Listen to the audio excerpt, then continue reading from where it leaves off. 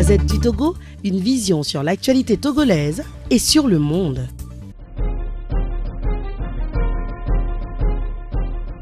Avant d'aller sur la CENI, c'est RFI qui avait demandé quelle est la feuille de route authentique. En tout cas, quand nous avons eu la rencontre du 7 août, la feuille de route dont on nous a présenté le contenu est celle qui est paraphée.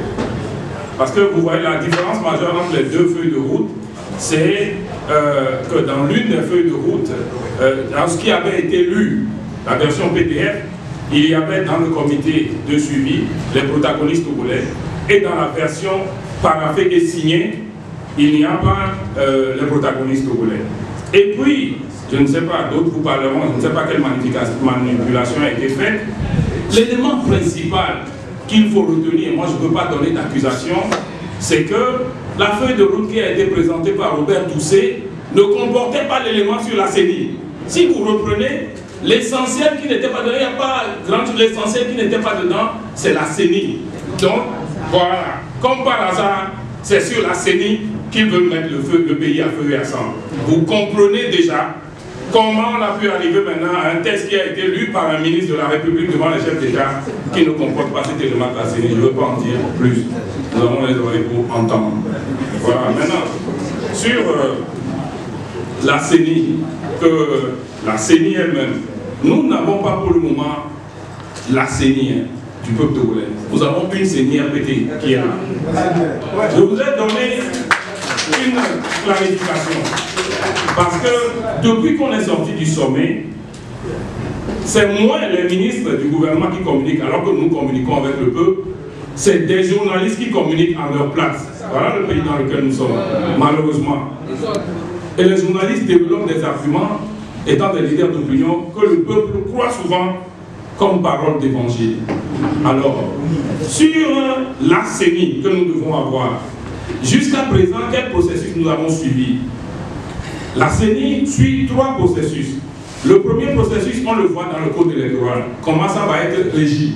Le deuxième processus qui a appuyé ça, vous le voyez, dans l'APG, qui dit que la CENI sera composée de façon équilibrée entre la mouvance présidentielle, les partis d'opposition et la société civile.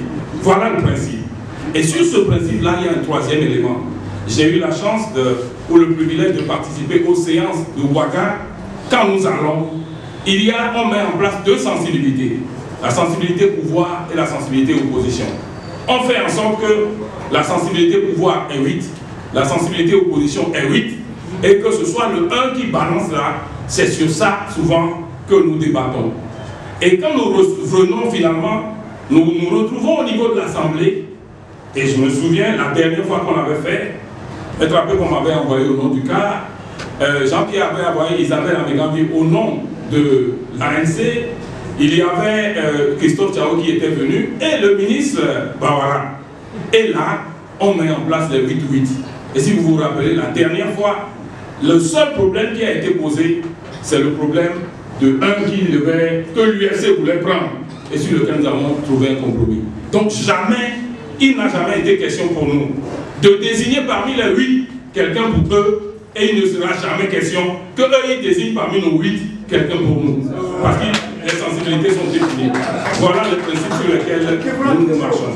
Nous voudrions que cela soit clarifié peut-être pour les journalistes qui veulent faire leur travail avec une petite crainte de Dieu. Quand vous allez rencontrer vos camarades dans la semaine, dans le courant de la semaine, vous avez les éléments pour pouvoir leur dire toutes les vérités. Merci, je ne veux pas répondre. La Gazette du Togo, une vision sur l'actualité togolaise et sur le monde. Rejoignez-nous sur le www.lagazettedutogo.com ou sur nos comptes Facebook, Twitter et YouTube. Pour tout contact, écrivez à contact@lagazettedutogo.com ou appelez le 92 80 88 53. La Gazette du Togo, c'est l'information en continu.